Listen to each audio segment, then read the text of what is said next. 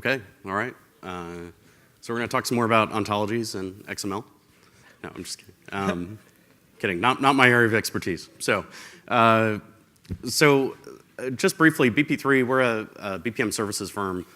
Our bread and butter work is on IBM BPM's platform. And so, you'll notice that sort of colors our approach to BPM and how we think about it, but our heritage is pre-IBM is with Lombardi. So, as I was pointing out here, right, we already have this problem of mixed priorities and messages and processes and, everything we're doing in our life at work, maybe personal as well. It's called email.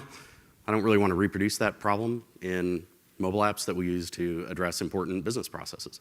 So, the other problem that we've seen, I've got a couple of great examples, is just reusing the desktop HTML, dropping it into our iPhone or iPad. Looks maybe better on an iPad, but essentially you can pinch and zoom and that sort of thing. But 5 years ago that seemed pretty interesting. Now the expectations for the interface are significantly higher, and reusing the HTML from a desktop or laptop implementation has a few drawbacks, right? We're ignoring the device's capabilities, right? We're ignoring touch controls and how we would do things differently if we're designing for touch. We're ignoring the camera, the accelerometer, location, not just the fact that we know the location, but that we're likely to always know the location of the person using that mobile device, right? At convenient times to us, like task assignment, task retrieval, things like that. So it's not just knowing it at this moment in time, but knowing that we're likely to know it whenever we want to. Things like connectivity, the fact that they're likely to be connected, is another thing that doesn't get designed into these more primitive interfaces. And then the second thing is we're ignoring constraints around size, orientation, again, connectivity, the fact that they might not be connected, whereas on a laptop or desktop, they're likely to be connected. And also just typing, right? How much emphasis is there on typing data rather than being able to select from a list or pick from things that can be predefined? So it's a little bit like, exposing the 3270 terminal to your iPhone, which, isn't too exciting. So, it doesn't have to be this way, right? We could be focused on things like a responsive UI using, an HTML5, the sort of responsive UI design approach has really caught on outside of the BPM and enterprise app space. And it's something I think needs to be adapted for people who are doing enterprise applications and BPM in particular, which means adapting your UI to the size and orientation of the screen. It means including touch interfaces in your HTML interfaces. It also means that in some cases, we could be addressing problems with hybrid applications where we need to bring device-specific capabilities into the application, but we don't necessarily need to go completely native to solve the problem. And so we can save some money and time by using a hybrid shell application. And there are quite a few vendors doing that. Finally, and also using a hybrid app gives you an opportunity to deal with some of the constraints of a phone, right? Helping with certain typing types of tasks or searching or things like that, but also just dealing with things like connectivity issues. A hybrid app might help you save draft information a little bit more effectively than you would if you were doing an HTML5 only. And then finally, having REST APIs, most of the BPM products now either have REST APIs available or are building them quickly, as we've heard from earlier sessions today. And I think those REST APIs enable us to do some interesting things. However, most of them tend to be in the language of a BPM engine expert, right? Set data, get person, complete activity. Well, that's interesting, right? But I'd rather have the API in language that reflects the process I'm implementing. So if I'm writing the app for Uber, I want my API to be effectively call cab, right? Get cab status, right? I want the status of the car, I want to be able to call that car, and I don't want my language of programming to be sufficiently different from the process that I can't easily understand it. So we've thought about a couple different ways to try to think about, well, when should we be HTML5, when should we be native, when should we use a hybrid app, and we'd kind of rank various criteria and circle, or put it on a spectrum and then imply whether we should be looking at a native solution or a hybrid solution or HTML5. Gets a little complicated, and you get to argue about what your ranking is and how to combine them and things like that. So we have a somewhat simpler version, which is my swag on the whiteboard, right? Look, as your requirements get more complicated and difficult to implement in HTML5, you start looking at hybrid and native, and as budget, available budget or the value of the solution And I think these are often tied together, but not necessarily in lockstep. But if you have a lot of budget available, or the solution's value to you or your enterprise or your users is really high, then native starts to look more and more attractive, right? Because you want to create the best experience you can for your users. Cool. So we do want to get to a demo, so I'm kind of getting through this quickly. We're going to use a kind of typical oil and gas process to illustrate that around cementing, which is who doesn't like to pour cement, and a little outside of the the usual HR scenarios and things like that. If you look at the process, it basically breaks down into 4 major milestones: classifying a new request, basically prepping the proposal to evaluate risk, and then we need to actually execute that proposal, which means testing and ordering materials for tests. And then finally, we're going to execute the job and prepare a nice fat invoice. Now, there are different user communities involved in this process. If you notice, over here we have some folks who are engaged fairly often in requesting or fulfilling materials requests. And in that user community, hybrid app can help address their solution. We can give them a pretty good experience for doing that. But we have this other community that's very infrequent users of the process. They're, and the turnover in that group is going to be a bit higher. People get reassigned more often. They might use this process once a month, once every couple months. It doesn't really make sense to invest in, specialized mobile applications for, that user community. So we tend to go toward a straight HTML5 approach. And then finally, we have some folks who really live in their part of the process all day long. They are testing materials and recording results, and they need to report back accurately. And the way they do that now is with a clipboard. Almost anywhere you see a clipboard, there's a process waiting to be improved and probably an iPad or a tablet to be deployed. And so these guys, really, it makes sense to consider a native application because it will really help them get their job done better. In this case, they'll really be living in that app all day long. Now, for demonstration purposes, what we want to focus on today is really a hybrid app, which demonstrates both a bit of the hybrid capabilities, but also responsive UI and how that might apply to these kinds of situations. And so we're going to focus on the materials request subprocess, which involves 2 basic steps. I think a key element of this, it is an ad hoc element of the process because we don't know how many times we'll need to run through this testing loop of requesting materials, then testing them and evaluating the results, and then ordering more materials to do further testing. So this sort of iterative approach, is somewhat unbounded, and there are other parts of the process that proceed independent of the testing parts, including invoicing, right? So with that said, bring up the,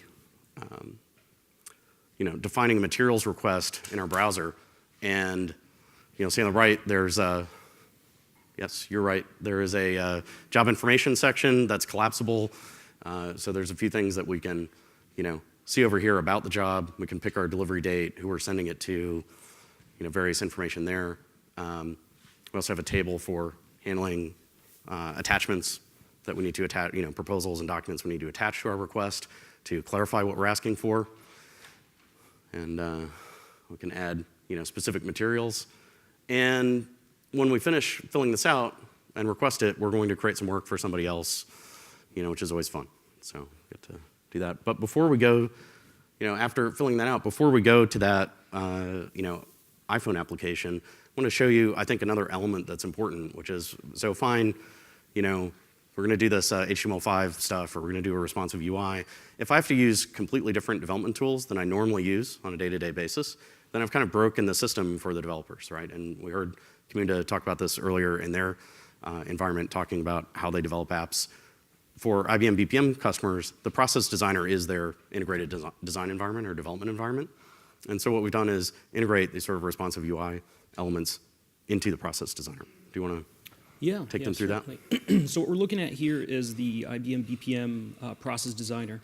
And with version 8 of IBM BPM, they introduced a construct for creating UIs where you basically have the ability to define your own widgets. So you can define all sorts of properties about these widgets, not only the way they look, but also how they function in a larger sense. So So what we're looking at here, each one of these widgets on the screen, it's not what you see is what you get. It's not going to look exactly as it is when you run it, but the great thing about it is within the construct are these components called coach views. Basically, everything you create is this coach view, and allows you to define exactly the way this particular widget functions during each one of during each part of the life cycle of that web page, and certainly incorporating it. So it gives you this nice construct for defining and reusing these components across UIs. So what that means, if I put another combo box in here,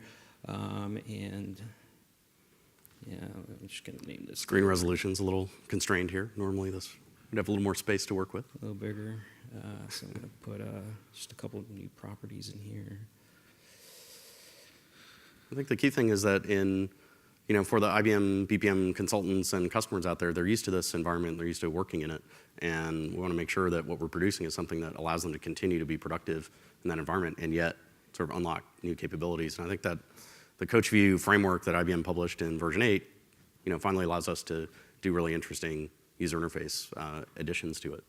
Correct. So we want to continue and we want to leverage this one interface and this one designer for designing for all sorts of devices. So as we scale down size and we move to different device factors, form factors, there's two components to responsiveness. One of it is certainly size, and we want to make sure we're only showing the right amount of information on a smaller device. But the other part of it is also adapting to the device capabilities. So the first one, if I scroll this down and obviously it adjusts and we see some of the columns disappear. So right now we see version, water, and cement for some of those tests, and all this data is of course coming straight from the BPM system.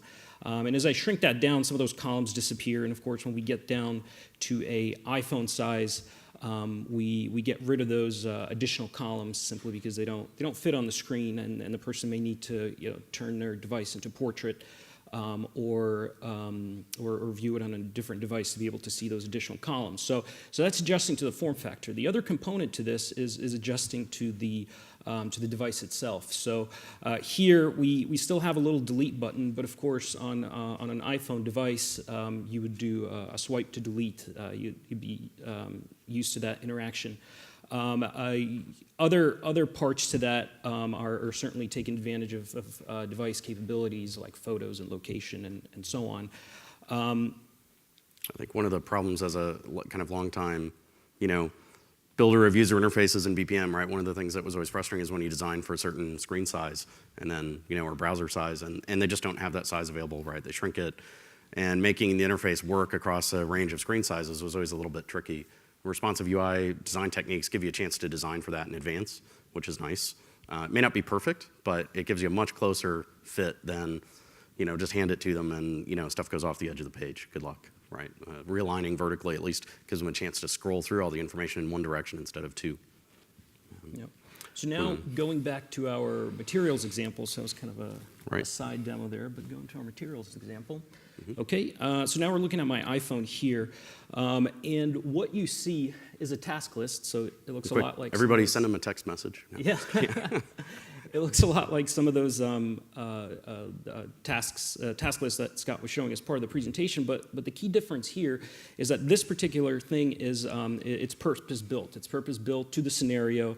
In this case, cementing services. So it's purpose built to account for some of the unique scenarios and unique requirements to that scenario. So being able to identify and outline these tasks, you see some coloring here going on. So these things are specific to the information that people would need to know within that particular process. Of course, there's some basic functionality here, like we have some of the some reassignment and some date change. Again, something that's required by the process itself. So here, I'm going to scroll down, and here's that same request down here that Scott, or actually I just created on here. I forgot who did the work. So here's our same request. As you can see, it is adapted to the to the form factor here again. We can scroll through some of this information. All the details are there. There's the additives that were requested. So now, based on this information, what I could do, based on the location where these additives need to be delivered, as well as the additives themselves, Me, as the individual at the bulk plant fulfilling this request, I can come to the realization that there are certain requirements that were not necessarily met in this scenario. So I need to reach out to others in my organization in order to get more on that. So what I can do is I can define some prerequisites for it. So I can create another BPM instance around that particular task. Again, a unique requirement to the scenario that we're dealing with. So now I'm defining this task, and I'm going to type this on an iPhone. So it's basically the idea is, we have prerequisites that have to be addressed before we complete our work. So let's go ahead and tee up a couple of activities for possibly myself, possibly for other people, depending on whether I need a reminder to come back to it later. Yep, some templates available here. Once again, so this same exact concept can be reused across different variety of activities. Some basic things here. There's some photo capturing, location, attachment documents. So it's just going to be a simple input here. I'm going to go ahead and assign it to someone. Add that. Just going to add one more here.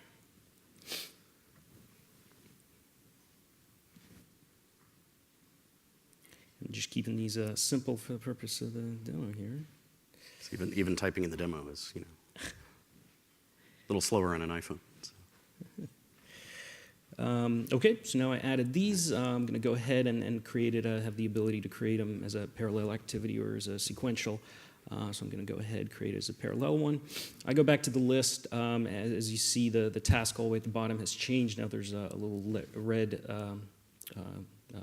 bar on the left there.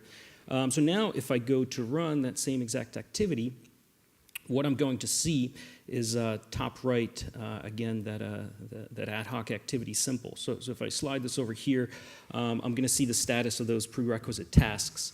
What is the status of each one of them? Who is it assigned to? Has the person expanded that into more tasks that, again, need to be performed in parallel or in sequence? And of course, once the responses from them come in, I'd also be able to see that information on the side here.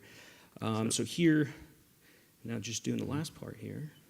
So effectively what we've done is given them a way to manage this sort of, unplanned work that is part of their process, right? And yet also keep track of it all so that later they can figure out what's really going on when they get into this materials, requests, fulfillment, and testing phase.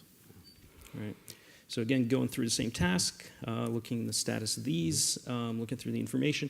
Again, some functionality, while possible in HTML5 right now, it hasn't evolved to a level where it'd be useful to people utilizing it. So for example, barcode scanning. So what we have here is the Shell app has the open source library built in that scans barcode. So while it is possible with just pure HTML, pure JavaScript, pure Safari without ever having to run a shell app around it, it's still not ideal at this point. So we utilize an open source library to do that the shell knows about. So the components that were built and designed through the Coach Designer are able to talk to the shell app. I'm just going to put in some comment here.